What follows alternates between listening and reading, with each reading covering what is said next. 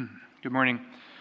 Today's the feast of Saint Andrew Kim Tae-gån. He was the first Korean-born Christian to be ordained a priest, and he suffered martyrdom because it turns out in the 1840s, Korea wasn't a great place to be a Catholic, and there's half of Korea where that's still the case. The Church of North Korea is this kind of like state-operated, outside of the Vatican's purview church, where they basically just teach communism instead of Christianity. And it's important to pray and recognize that there are persecuted Christians throughout the world, and that we are called to pray for them. We are called to be with them in their suffering. And that's what martyrdom is. Martyrdom is being with Christ and others in suffering. Martyrdom is uniting oneself to Christ in such a real way so as to suffer with him, to share in his death so that we may share in his resurrection. If Christ is preached as raised from the dead, how can some among you say there is no resurrection of the dead?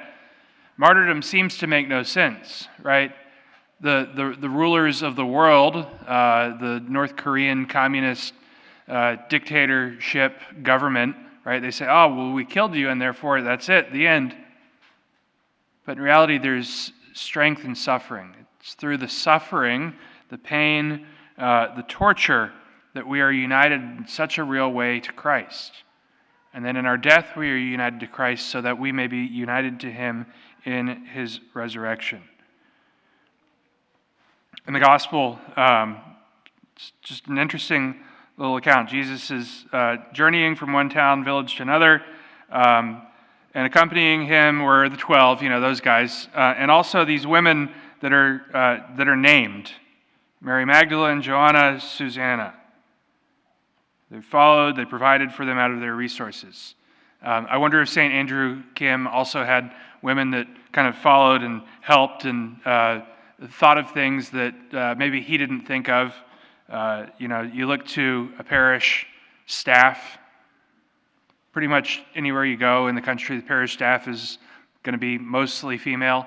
And they bring something that the priests can't provide. They bring that feminine genius, and they bring that caring nature, so that sometimes when the priest says or does something insensitive or stupid, then he has, rather than just one wife telling him that was stupid and insensitive, he has 5 of them telling him that was stupid and insensitive.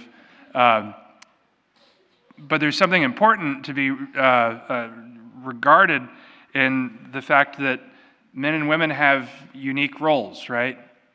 Men are called to be fathers and husbands, and women are called to be mothers and wives. Just as Christ is the head of the church, just as Christ is the bridegroom to the church, so too the church is the one who is caring and nurturing as mother and as bride of Christ. And we recognize even within marriage, right, there's kind of a sense of martyrdom within marriage, laying down one's life for the sake of the other, conforming our wills to the will of God. And so in reality, all of us are called to recognize in our daily lives, how can I better and more perfectly unite myself to the will of God? How can I do his will more perfectly? How can I accept what he sends my way? Sometimes we feel like he sends our way something and it's like, seriously? Like, why do I have to deal with that? Come on, God, I've got all this other stuff.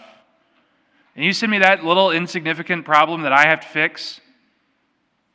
You send me that little insignificant problem that a person has where, don't they know all the other stuff that's going on, right? It probably happens a lot as parents. You're concerned with all sorts of things, big picture things. And then one of the kids comes, like, I got a hangnail. Okay, well, bite it off. Get over it. But that's the beauty of Christianity, right? Is we're constantly reminded of our dependence on God. We're constantly reminded that all that we have is from him, and all that we have returns to him. Whether we're at home, whether we're at work, whether we're at school, whether we're underground in Korea trying to live our Christian faith without getting caught, whether we're, the Catholic king of some medieval country, whether we're a husband or a wife or mother or father, a son or a daughter, that all of us are called here and now, in this moment to live and to do the will of God. And all of us can do it because Christ is with us and he gives us his power, his strength, his grace. Through the sacraments, we're fortified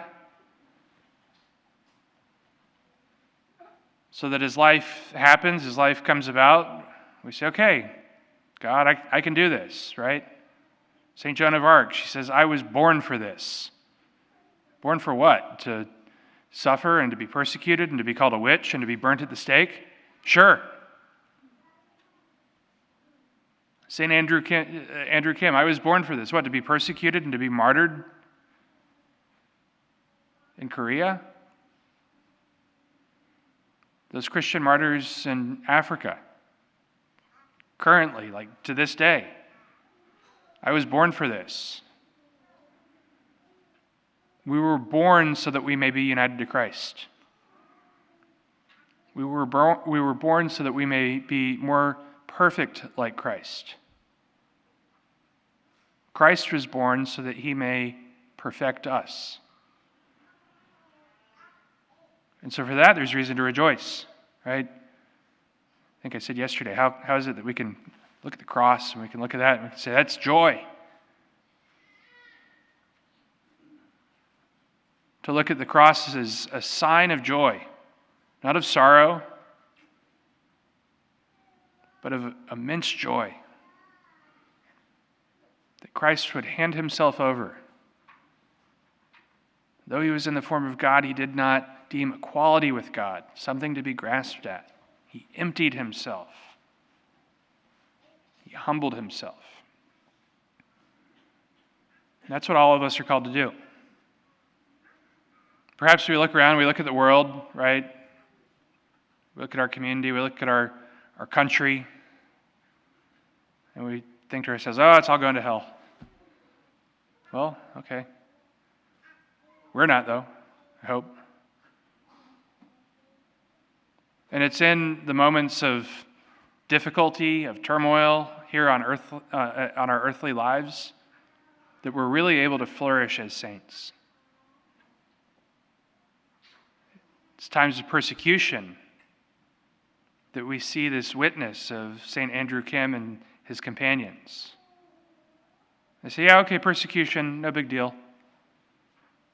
We're going to embrace it so that we can do the will of God. So in our own lives, let us continue to strive to conform ourselves more perfectly to Christ and to his will. Let us pray through the intercession of St. Andrew Kim and his companions and all the martyrs that we may have the strength to persevere so that we may always do his will each and every day of our lives.